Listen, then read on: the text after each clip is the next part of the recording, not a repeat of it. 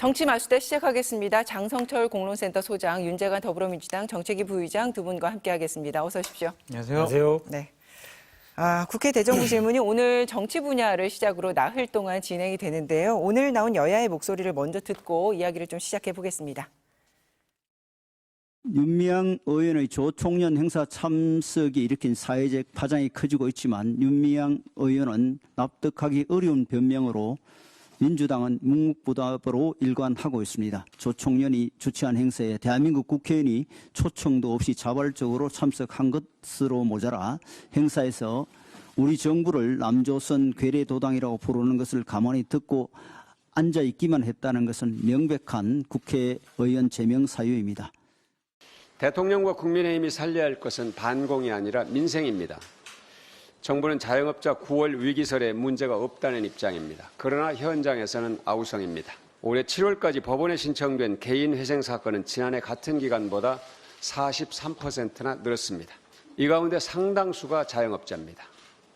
고금리와 고물가, 다중채무 등 복합 위기에 빠져 있습니다. 우선 전기요금 지원부터 바로 시행에 들어가야 합니다. 지금 얘기 나온 것처럼 지금 경제 상황이 너무 안 좋으니까 이번 정기국회도 좀 민생에 집중이 돼야 되는데 또 정쟁으로 끝날까 걱정도 되는데 이번 21대 마지막 정기국회 관전 포인트를 좀 장 소장님 꼽아주시면요. 민생을 갖고 여야가 머리를 맞대서 협치한다는 생각은 꿈에도 생각을 하지 마십시오. 그냥 이번에 계속 싸울 거예요. 왜냐면 얼마 전에 대통령이 그러셨잖아요. 싸워라. 싸워라! 그렇게 얘기를 하셨고 이재명 당대표도 지금 단식하면서 우리가 지금 윤석열 정권 타도하기 위해서 싸우겠다라고 얘기를 하잖아요. 그래서 정쟁만 있는 정기국회 예산안 심사가 될 것 같다는 좀 생각이 들고요. 국회 쭉 한번 설명해 드릴게요. 지금 대정부 질문 있고요. 네. 그다음에 이제 상임위하고 그다음에 국정감사하고. 9월 말에 본회의 한번 하고요. 그다음에 국정감사하고 또 본회의하고 그다음에 이제 예산안 처리를 하게 돼요. 이런 순서인데 법안은 중점 법안이 두 가지가 좀 있을 것 같아요. 되게 첨예하게 대립되는 게 민주당이 얼마 전에 좀 상임위에서 강행 처리한 노란봉투법 있잖아요. 그 부분은 민주당이 좀 수적 우위를 앞세워가지고 본회의에서 밀어붙이기 처리하겠다라고 지금 상당히 의지를 불태우고 있고 또한 문재인 정권 하에서 본인들이 처리하지 못했던 방송 3법 이것도 처리하겠다라고 생각을 하고 있습니다. 그래서 법안과 여러 가지 예산은 이번에 뭐 교육 예산이라든지 R&D 예산 깎았잖아요. 네. 민주당은 이 부분에 대해서 상당히 문제 삼을 것 같기도 하고 다른 정기국회 때 보지 못한 새로운 변수가 있죠. 이재명 당대표의 단식. 그래서 이재명 당대표 언제 체포동의안이 국회에 제출되냐, 그거 통과시키냐, 부결시키냐 이거 가지고도 엄청나게 싸울 거예요. 그래서 계속 싸우는 12월 예산안 국회까지 국민들은 계속 보셔야 한다라고 말씀드립니다. 앞으로 100일. 비슷한 진단인 것 같은데 저는 민주공화국의 국회가 아니고 각하의 시대, 대통령이 아니고 각하의 시대로 다시 회귀한 그 시대의 국회는 어떤 모습일지 국민들에게 여과 없이 드러내는 게 되지 않을까라는 걱정이 많이 있습니다. 좀 구체적으로요. 지금 보시면 뭐 여러 가지 사건들을 보시면 그동안은 당내에서 여러 이견들도 나오고 좋은 목소리도 나오는데 대통령이 딱 한마디로 딱 정리하면 그거로는 아무 얘기도 못하는 상황이 계속 벌어지고 있지 않습니까? 최상병 같은 사건만 본다고 하더라도 대통령실에서 야 덮어 그러면 무조건 덮어야 되는 지금 대통령이 아니고 각하거든요. 왕이거든요. 이 시대에 정치가 살아있어야 되는데 살아있지 못하고 왕의 지시에 의해서 계속 움직이는 여당의 모습 그리고 강요들의 모습 이런 모습들을 계속 보이고 특히나 강요들이 국회 나가서 잘 싸워라 이렇게 얘기를 하고 나니까 국회 나와서 다 답변 태도가 완전히 달라지지 않습니까? 이게 민주공화국입니까? 각하의 시대가 도래했다. 그러한 국회가 다시 도래할 것이다 라는 생각이 들고 많은 지적을 해주셨습니다만은 한 가지 빠진 게 하나 있는 것 같습니다. 올해 4월 27일 날 패스트트랙 2개의 특검법이 패스트트랙에 돌입이 됐죠. 김건희 특검법 그리고 50억 클럽 특검법 이게 10월 달에 본회의에 부의됩니다. 그리고 2개월이 지난 12월 27일 될 때까지 본회의에서 처리되지 못하면 그 다음 본회의에서는 무조건 처리해야 되는 상황이 되기 때문에 전국 국회 때 두 개의 특검법이 어떠한 상태로 전개될 것이냐 이게 또 중요한 정무적인 관전 포인트라 할 수 있겠습니다. 주목해야 되는 법안까지 말씀해 주셨고 전체적인 100일에 대해서는 굉장히 우울하고 비판적인 그런 시각을 보여주셨는데 오늘 잠시 후부터 대정부 질문 현장은 좀 여러분께 연결해서 보여드리겠고요. 그래서 시간이 많지 않으니까 오늘은 조금 속도감 있게 진행해 보겠습니다. 오늘 대정부 질문 정치 분야에서 가장 크게 두 가지가 쟁점이 될 것 같습니다. 후쿠시마 오염수 그리고 홍범도 흉상 이전 이 부분인데 먼저 후쿠시마 오염수와 관련해서는 민주당이 어제 이재명 대표가 국제회의를 열고 그리고 런던 협약 당사국에 친서도 보냈다 이렇게 알려졌는데 그러면 이제 국제적인 이 여론전과 관련해서 네. 민주당은 어떤 목표를 갖고 지금 가고 있는 건지 그리고 타이밍적으로 사실은 IAEA 보고서 나오기 전에 했었어야 되는 건데 네. 너무 늦었지 않아 타이밍이 뭐 이런 부분에 대해서 말씀해 주시면요. 정치적인 목표 이전에 이것은 국민에게 어떠한 영향을 미칠지 모르는 아주 전대미문의 사건이기 때문에 그 관련돼서 신중하게 국제사회와 논의를 해야 된다라고 하는 가장 기본적인 상식에 호소하는 것입니다. 그런데 지금 얘기 나오고 있는 런던 협약이라든가 런던 의정서 이 얘기가 뜬금없는 얘기가 아니거든요. 작년 10월 헬스부가 보도자료를 냅니다. 문재인 정부가 아니고요. 윤석열 정부의 회수부가 보도자료를 냅니다. 오염수가 방출이 되고 나면 투기가 되게 되면 국민 건강에 영향을 많이 미치기 때문에 당사자들 그리고 총회에 참석했던 의정서에 서약했던 국가들 간에 국제적인 논의가 필요하다. 이런 주장을 하겠다라고 해수부가 보도자료를 냅니다. 그리고 해수부 장관, 지금도 장관이신데 그 장관께서 본인이 당사국 총회에서 문제 제기를 하겠다라고 얘기를 하셨거든요. 그럼 무슨 말이냐면 본인들이 작년에 가을에 주장했던 내용을 민주당이 그대로 하고 있는데 그 민주당은 잘못됐다는 거예요. 그러면 작년에 했던 윤석열 정부의 해수부 장관 책임져야 될 거 아닙니까? 무슨 아무런 설명도 없이 본인들이 했던 얘기에 대해서 또 지금 부정하고 있거든요.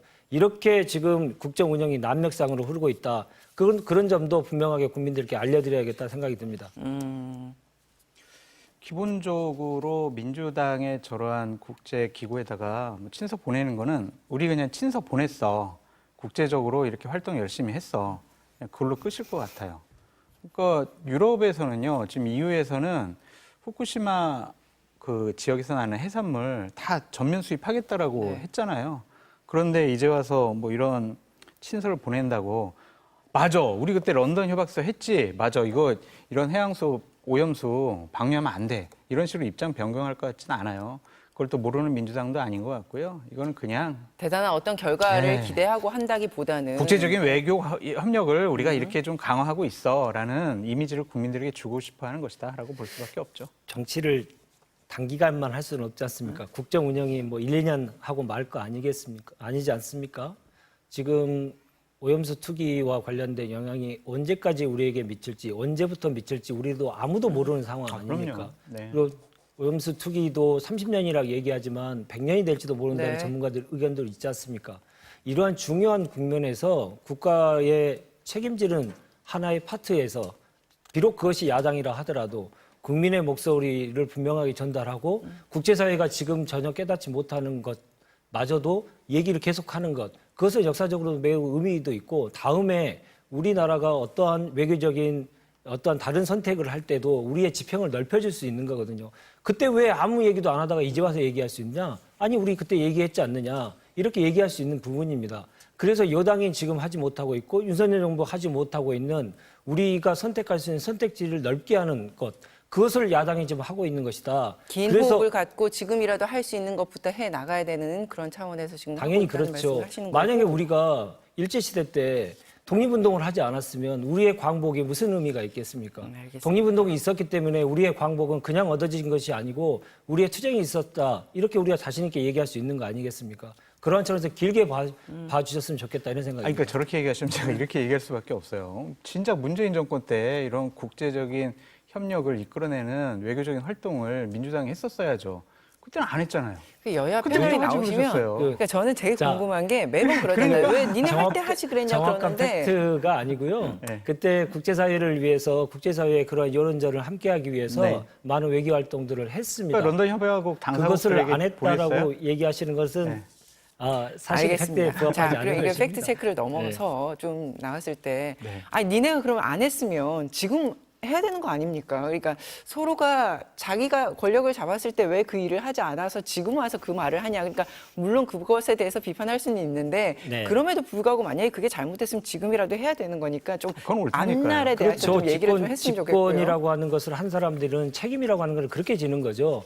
전에 안 했으면 내가 해야 된다는 책임, 전에 잘못됐으면 고쳐야 된다는 책임, 이런 것들이 한꺼번에 있어야 되는데 지금은 책임을 아무것도 지지 않고 무조건 남의 탓만 하고 있지 저는 않습니까? 안타까움의 표현인 거예요. 그러니까 과거에 민주당이 이런 일들을 계속 해왔으면은 진정성이 있다, 와 일관된다라고 평가를 할 수 있지만 지금 와서 야당 되고 나서 이런 일을 하니까 이거는 윤석열 정권에게 타격을 주기 위한 행위 아니야? 이런 비판도 받는 거죠. 물론 저는 그 말에 동의하지는 않지만 이런 야당의 외교적인 노력도 필요해요. 이 짧게 이걸 여쭤보면 또 네. 국민의힘에서는 결국에는 민주당이 이런 공세를 하기 때문에 어민과 수산업 종사자만 결국 피해를 보고 있다. 그래서 결국엔 대통령실도 국민의힘도 얼마나 안전한지 우리가 보여줄게 하고 계속 먹는 걸로 이제 보여주고 있잖아요. 그래서 이렇게 대응하는 것은 과연 얼마나 효과가 있을 것이라고 보세요? 효과 없어요. 그냥 자기네들 뭐 수산물 먹고 싶어서 그러는 것이 아니냐라는 비판으로부터 자유로울 수가 없다라는 좀 말씀을 드리고 싶고 지금 먹고 있는 게 그냥 국내산 수산물이잖아요. 아니 그리고 그 오염수는 아직 오려면 멀었잖아요. 4년 후에 문제잖아요. 그러니까 사실은 지금 영향을 받을 수 있는 상황은 아닌 네, 거죠. 보여주기 쇼다라고 말씀드릴 수밖에 없고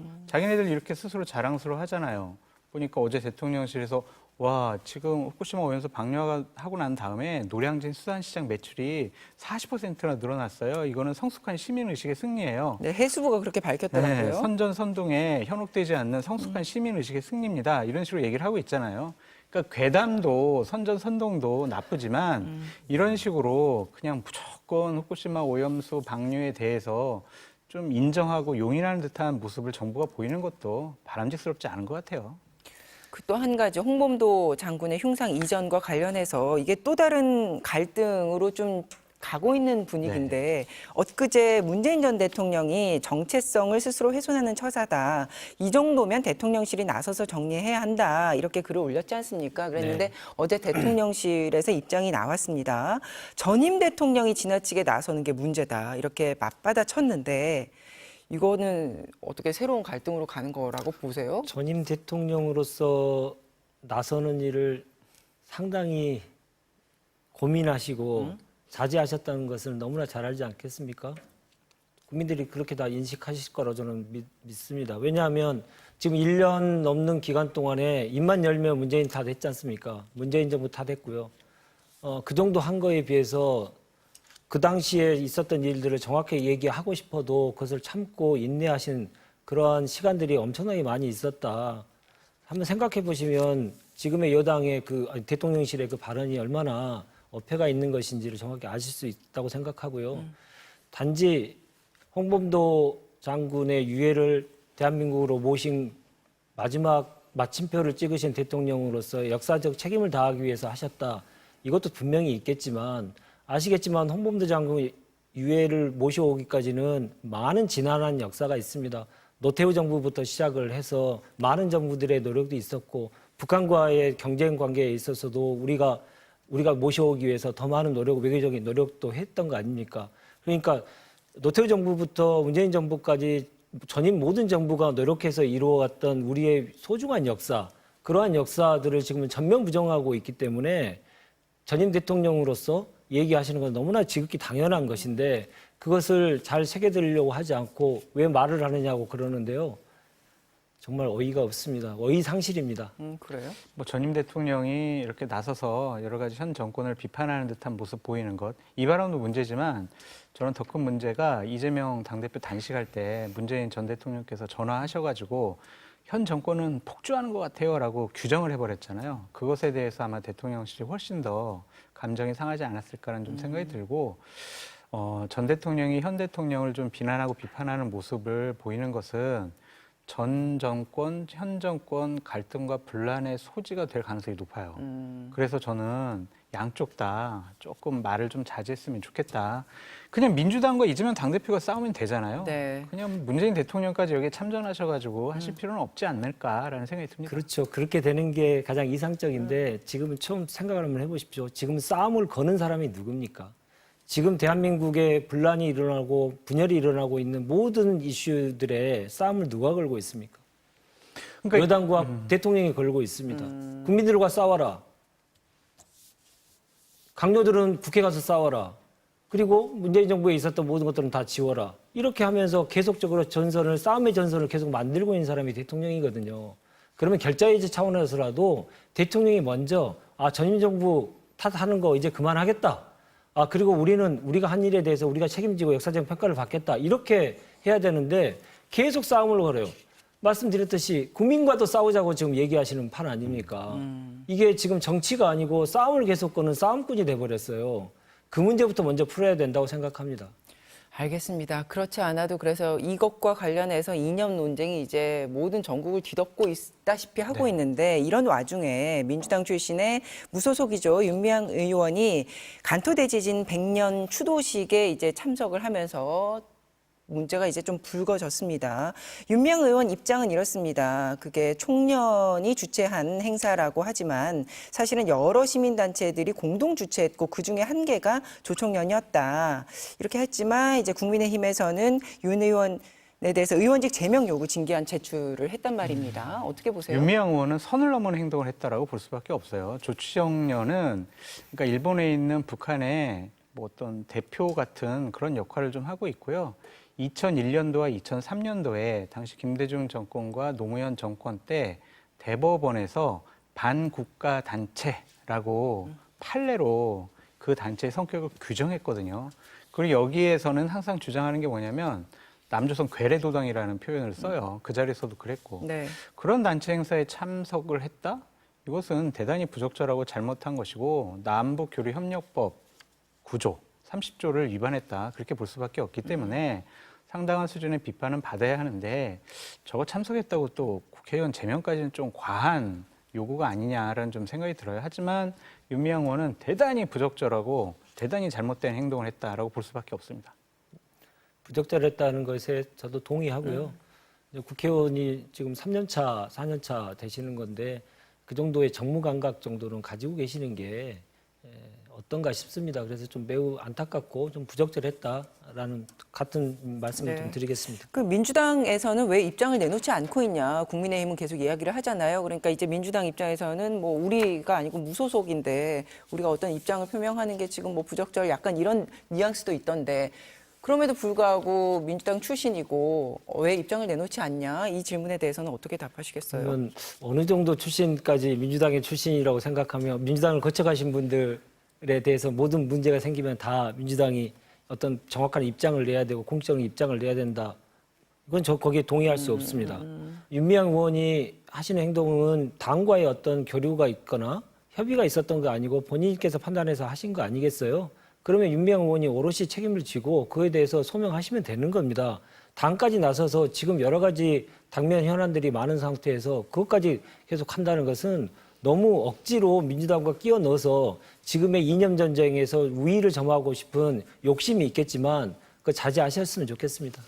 근데 이제 본인들이 공천을 해가지고 배지를 달아줬잖아요. 가출했다고 해가지고 그걸 책임 안 지겠다라는 것은 무책임한 정치의 전형적인 모습이다라고 말씀드리고 민주당이 오히려 윤미향 의원한테 엄청 화났을 것 같아요.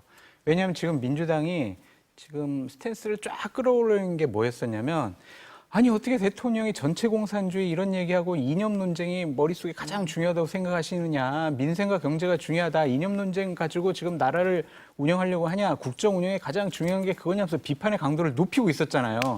근데 결정적으로 이게 빌미를 잡힌 거예요. 봐라. 민주당 출신 의원이 결국에는 북한의 입장을 대변하는 조총련 행사가 가지고 거기서 북한의 입장을 대변한 거 아니냐. 너희들이야말로 진짜 이 전체 공산주의의 하나의 전형적인 모습들을 보여주고 있는 거 아니냐. 이런 되치기를 당했잖아요. 그래서 민주당으로서 되게 안타까울 거예요. 개인적인 의견을 내는 것과 당의 공식적인 입장을 내는 것은 다른 문제입니다.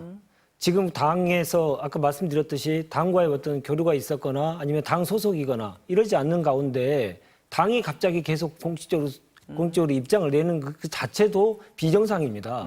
근데 그 비정상을 안 한다고 해서 그것은 상식적이지 않다. 이렇게 얘기하는 게 앞에가 잘못됐기 때문에 뒤에도 잘못되는 문제가 벌어지고 있다는 생각이고요. 자꾸 끼워 넣고 싶어 하시는 마음은 내가 충분히 이해합니다. 그것밖에 할 수 있는 게 없으니까 여당이. 그러나 그것도 정도껏 하셔야죠. 한 의원의 어떻게 보면 한 의원에 대한 한 의원이 윤리를 통해서 그리고 다른 방식을 통해서 그렇게 절차에 의해서 진행되면 되는 것을 가지고 정쟁의 소재로 계속 삼아서 더욱더 확대하려고 하는 것은 본인이 그것을 정치의 소재로 삼고자 정쟁의 소재로 삼고자 하는 속마음이 그냥 여실히 드러나기 때문에 너무 하수의 모습이다. 저는 그렇게 말씀드릴 수밖에 없습니다. 어제 윤석열 대통령이 아예 그래서 뭐 딱 지칭하진 않았지만 반국가 행위라고 단정을 하고 단호한 대응을 주문을 했는데 이제 끝나고 나서 측근들이 이제 이야기를 했잖아요. 윤미향 의원 이야기를 하는 것이다. 그럼 이제 지금 불거져 있는 이 이념 논쟁에 아까도 말씀하신 것처럼 이게 빌미가 돼서 더 계속 확대되고 끌고 가고 하게 될까요? 그렇게 될 가능성이 높고 그러한 분위기와 어쨌든 정치권의 뭐 모습을 만들려고 하는 것 같아요. 윤석열 정권 같은 경우에는. 그러니까 그거를 제대로 좀 방어하고 여러 가지 공격을 할 수 있었는데 민주당은 윤미향 의원 건 때문에 공격의 강도보다는 방어에 급급할 수밖에 없다라고 말씀을 드리고 자꾸 네. 뭐 이미 탈당했는데 우리가 왜 책임져라고 그렇게 말씀하시면은 책임 정치라는 부분에 있어서 좀 어폐가 있는 것 같다는 말씀드리고요. 우리가 아이를 낳잖아요. 그 아이가 자라가지고 본인이 독립을 했어요. 그래도 그 아이가 잘못하면요. 부모님이 책임지게 돼 있단 말이에요. 그것을 바로 도덕적인, 윤리적인 책임이라고 우리가 얘기를 해요. 정치인이잖아요. 그럼 본인들이 책임져야죠. 우리 책임 없어. 우리 당 의원 아니야. 이렇게 얘기하시는 건 말이 안 돼요. 왜냐?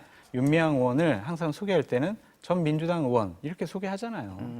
그러니까 너무 알겠습니다. 또 이렇게 거리두기 하지 마세요. 윤미향 의원이 민주당에 있을 때는 탈당시켜라, 출당시켜라, 윤미향 의원과 선을 분명히 그어라, 관계를 제명시키라고 단절하라 해놓고 이제는 제명시키라고 다 그랬어요, 그렇게 제명. 되니까 이제 와서는 다 연결됐고 니네들이 애를 낳지 않았느냐 해가지고 계속 연결하는 것도 그 합리적입니까? 그때 제명시키라고 그랬죠. 말이 안 저 되죠. 사람은 그 국회의원서 그것도 자격이 억지가 있습니다. 없다라고 얘기했죠. 예.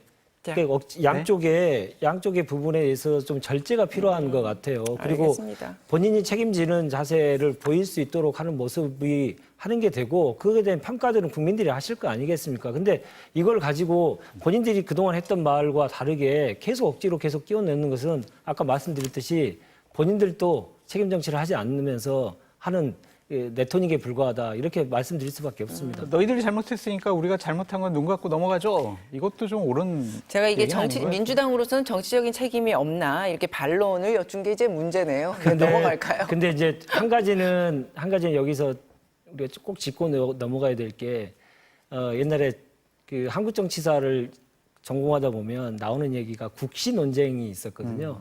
맞아요. 근데 1986년에 대한민국의 국시는 반공이 네. 아니고 통일이 돼야 된다. 이 얘기를 야당 의원이 발언을 했는데 이제 구속되고 정치 생명이 끊겨버렸죠.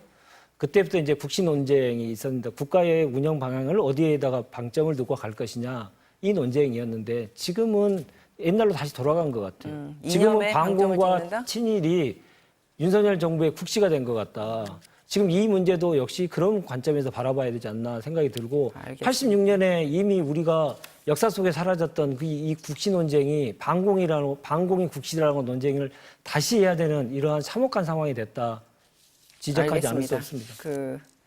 오늘은 시간이 많지 않은 관계로 빨리 다음 주제 넘어가겠습니다. 이재명 대표가 지금 엿새째 단식을 하고 있지요.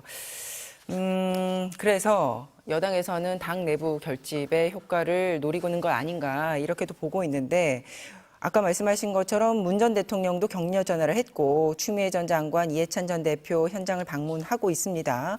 내부 결집이 되고 있는 건가요? 그런 방향으로 가고 있는 건가요?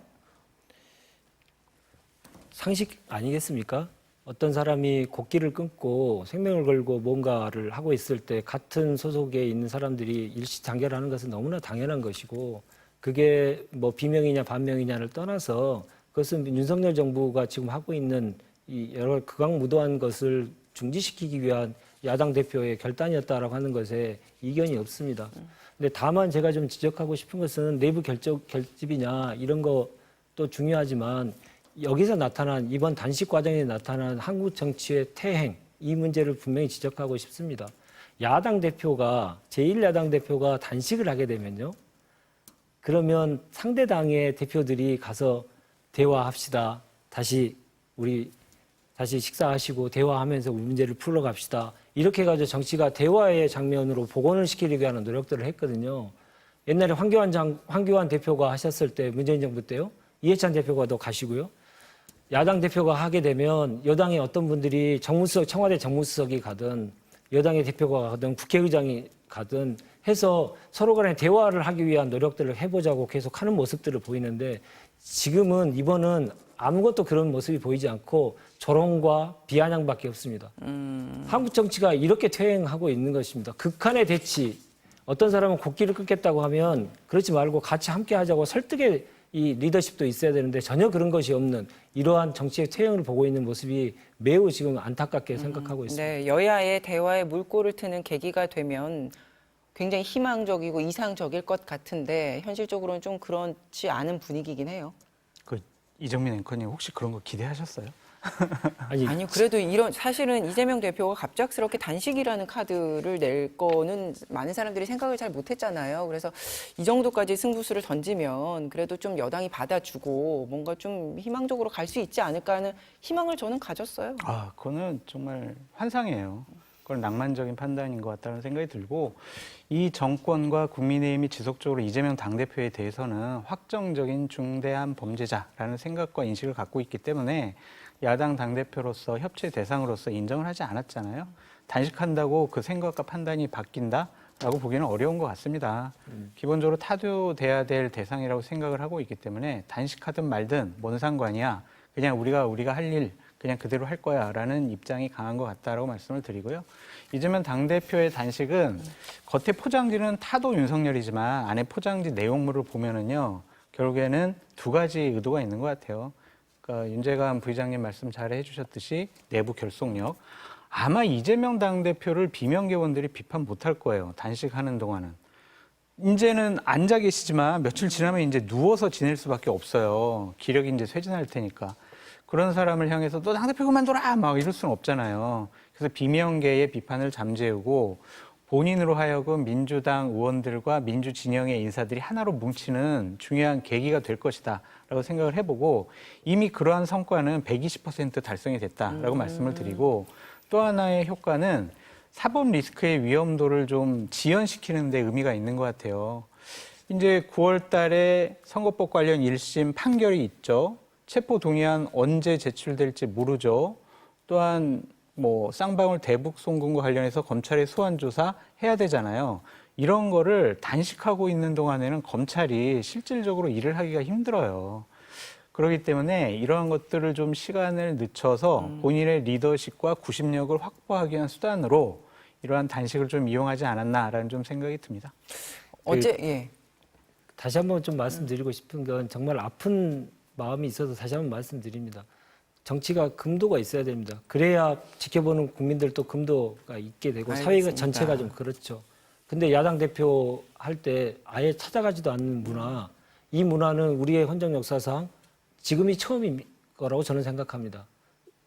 예를 들어서 5공화국 이후로부터 따져보면 그동안 민주화 이후에 어떠한 야당 대표가 어떠한 명분을 걸고 가지고 얘기했을 때 여당이 이렇게 비아냥하고 조롱만 하는 경우는 이번이 처음이다. 알겠습니다. 이건 정말 부끄럽게 예. 생각해야 됩니다. 그 어제 이해찬 그 전 대표가 이재명 대표 찾아가서 이대로 가면 파시즘이다 이렇게 윤석열 정부를 강하게 비판을 했고 이 대표도 연성 독재로 가는 단계가 된 것 같다 이렇게 동의의 뜻을 밝혔잖아요. 이건 어떻게 보셨어요? 그렇게 보이죠. 그러니까 일방적인 지시와 통제가 지금 국민의힘뿐만이 아니라 정치권에 난무해 있다라고 볼 수밖에 없을 것 같아요. 그러니까 대화, 협의, 협조, 조정, 타협 이런 단어가 사라진 지는 오래고 일방적으로 대통령과 대통령실의 지시가 국민의힘을 통해서 정치권에서 구현되는 그러한 단계다라고 볼 수밖에 없거든요. 지금 그래도 윤석열 대통령이 본인 마음대로 더 심하게 못하는 이유 중에 하나가 네. 국회의 과반수 의석 이상 다수당이 민주당이잖아요. 그러니까 이게 국회 입법권을 민주당이 장악을 하고 있으니까 정말 윤석열 대통령이 하고 싶은 일을 제대로 못할 거예요. 근데 만약에 내년 총선에서 국민의힘이 과반수 의석이 아니라 다수당 되더라도 국회의장직을 국민의힘이 뭐 선점을 하잖아요. 그렇게 되면 아마 윤석열 대통령이 본인 하고 싶은 정치 마음대로 할 겁니다. 법과 제도 다 바꿀 거예요. 그랬을 경우에는 진짜 일부 야당 의원들이 얘기하는 것처럼 파시즘적인 그러한 형태의 통치행위가 나타날 수가 있다. 그런 점을 좀 우려한 것이 아니냐라는 생각이 듭니다. 적과 악운을 분명하게 구분하죠. 정치에서 이제 대화와 통합, 타협이 없어지면서 적과 악운을 분명하게 구분하는 정치를 계속하고 있죠. 그래서 적은 어떤 방법, 수단과 방법을 가리지 않더라도 죽여야 되고, 악운은 어떠한 경우든 챙겨야 된다. 지금 손준성 검사장 사례가 또 뻔한 거 아니겠습니까? 본인에게 충성했던 사람들에 대해서는 정확하게 챙기는 이런 모습을 보이면서 국가를 완전히 갈라치게 하고 있는 그런 상황이다. 그래서 파시즘적인 요소가 더욱더 있다. 이렇게 말씀드립니다. 알겠습니다. 그 어느 때보다도 그래서 내년 총선에 관심이 많고 네. 또 중요한 선거긴 하는데 너무 이제 정치권에 대한 염증이 심해지다 보면 오히려 또 투표장으로 가지 않는 확률이 높아지지 않을까 또 이런 우려도 나오는데 이제 총선과 관련해서 전초전으로 평가되는 서울 강서구청장 보궐선거 문제를 좀 짧지만 짚어보겠습니다. 더불어민주당에서 11명의 후보가 출마 의사를 밝혔는데 결국에는 경선하지 않고 진교훈 전 경찰청 차장이 전략 공천이 됐더라고요. 네. 이 배경이 어떻게 돼요? 당에서 여러 가지 그 구도도 보고 그리고 후보의 경쟁력도 보고 이런 과정 속에서 이제 전략공천의 방식이 가장 적합하다 이런 판단을 했던 거고요. 지금 검찰의 그 독주 시대에 관련돼서 이번 선거가 비록 구청장 선거이지만 그래도 그 내용에 대해서 국민들에게 반드시 제대로 알릴 후보가 누구인지 그게 적합하지 않는가라는 판단을 한 것 같습니다. 제가 이제 좀 알아봤어요. 네. 그러니까 그래서 민주당, 아니 국민의힘 그러니까 아니 국민의힘 민주당의 신 관계자에게 아니 왜 이 사람을 민주당에 네. 왜 그래 전략 공천을 했냐? 네, 예. 그렇게 물어봤더니 또 장 소장님이 하는 더 민주당의 소식통입니까? 핵심 관계자예요. 또 물어봤더니 두 가지 이유를 대더라고요. 네. 하나는 지금 강서구에 있는 국회의원 세 분이 다 민주당 출신 의원들이잖아요. 그 의원분들이 미는 후보들이 다 달랐대요. 그래서 만약 그 세 명 중에 한 명이 미는 후보를 선정을 하게 되면 양 두 의원이 그 지역구에 있는 민주당 지지하는 분들이 분열될 가능성이 높다, 네. 오히려. 그래서 이 세 분과 별로 상관이 없는 중앙당에서 내력 꽂이식 전략 공천을 하게 되면 일단은 서로 갈등과 분란. 저 사람 공천하면 내가 투표장에 안 나가 이런 일은 없다. 오히려 갈등과 분란이 잦아드는 효과가 있었다라고 본인들이 평가를 하고 있고 또 하나는 민주연구원에서 여론조사를 몇 차례 해봤대요. 네. 근데 이렇게 김태우 구청장하고 이 진 후보랑 이렇게 양자 대결로 붙여보니까 넉넉하게 두 자리 숫자 이상으로 계속 이게 나왔다. 그래서 자신감을 갖고 공천을 했다. 분열만 없으면 우리가 이긴다. 그래서 전략 공천했다라고 얘기를 들었습니다. 네. 자, 그러면 이제 사실 국민의힘 이야기를 해주셔야 되는데 국민의힘이 지금 관심이잖아요. 김태우 그러니까 후보가 된 거죠. 어쨌든 그래서 자기는 무소속 나가지 않겠다고 했으니 과연 국민의힘에서는 이분을 다시 공천을 해야 되냐 말아야 되냐. 근데 대부분 나오시는 이제 여당 쪽 패널들께 여쭤봤을 때는 이때까지 대부분 내지 않는 쪽으로 말씀을 하셨거든요. 분위기가 무효해졌어요. 그러니까 지난주까지만 해도 국민의힘 지도부 중에서 이철규 사무총장만 이거 우리가 공천해야 된다. 우리 집권 여당인데 공천 안 하냐. 이런 분위기였는데 어제 최고위원 열리기 전에 사전 차 간담회에서 네. 김기현 당대표가 우리가 이번에 김태우를 강서구청장 후보로 공천해야 되는 거 아니야? 어떻게 생각해? 라고 처음으로 화두를 던졌다는 거예요. 그래가지고 최고위원들과 당 지도부에서 이제 새롭게 논의를 시작을 하게 됐다라는 분위기를 전해줬고 아직까지는 공식적으로는 우리는 공천하지 않는다. 무공천으로 간다라는 게 공식적인 입장인데 변수가 분위기는 어쩌면 약간 김태우 묘해졌다. 전 구청장을 후보로 낼 수도 있다. 근데 그 변수가 하나 있어요. 그러니까 여의도 연구원에서 이번 주말에 강서구청장 후보 경쟁력과 관련해서 여론조사를 한대요. 그거를 보고 아마 다음 주 월요일쯤에 당의 입장을 확고하게 정할 것 같습니다. 장 소장님 당내 사정을 정확히 잘 아실 테니까 네. 이거 묘하다고 표현하기보다는 이제는 속마음이 드러나는 시기가 됐다 이렇게 말씀해 주셔야 되는 거 아닙니까? 아니, 그쵸, 그냥. 계속 간보기 하고 있다가 근데 이제 그러면- 시간이 돌아오니까 네네. 김태우 전 청장 꼭 공천하고 싶은 마음이 굴뚝 같은 마음을 이제 더 이상 숨길 수가 없으니까 이제 얘기하는 거 아닙니까? 그거는 아닌 것 국민의힘 같아요. 입장에서는 네. 근데 어쨌든 김태우 전 구청장을 후보로 냈을 때 이기면 뭐 아예 판세가 달라지는 어휴, 거지만 그러면 뭐. 지면 네. 정말 큰 문제 아니에요? 지면 이제 김기현 당대표가 당대표직을 유지할 수 없을 만큼 리더십이 흔들릴 거예요. 완전 우리가 도박이네요. 수도권에서 과연 김기현 당대표 얼굴로 선거 치를 수가 있을까라는 의구심이 나올 거고, 뭐 용산에서도 아니 당대표 이렇게 시켜줬는데 구청장 선거 하나 못 이겨 이러한 분위기에서 그런 얘기를 할 수 있을 것 같아요. 그래서 김기현 당대표는 저는 끝까지 무공천을 주장할 것 같고 저보고 어떻게 될 것 같아요? 라고 예측해봐요. 네. 그렇게 물어보면 저는 국민의힘에서는 이번에 공식적으로 공천하지 않을 것이다 라고 전망해 봅니다. 공천할 거라고 보세요? 저는 공천한다고 보고요. 내기하시죠. 지금 그 전에 국민의힘에서 얘기가 많이 나왔던 지난주에도 우리가 다뤘던 수도권 위기론 네. 왜 나왔겠습니까? 이번 강서구청장 선거도 질 것 같고 그리고 지금의 지도부의 상황을 보더라도 수도권에 저는 호소력이 없는 분들이 있기 때문에 어떤 분들을 집어넣고 싶은 거겠죠. 용산이나 알겠습니다. 대통령실에서 그래서 그 문제들과 수도권 위기론과 지금 강서구청장 문제가 결부되어 있다. 저는 그렇게 보입니다. 후보를 낼 거다, 안 낼 거다인데 어쨌든 며칠 내로 지금 국민의힘은 다음 주 입장 나와야 월요일쯤이요. 되는 거니까 네. 네. 네. 그 결과 보고 근데 한 가지 변수가 얘기하시죠. 결정적인 변수가 네. 용산 대통령께서는 별로 여기 공천에 관심이 없으시대요. 각각께서 네. 결정해 주시겠죠. 알겠습니다. 오늘 여기까지 하죠. 고맙습니다.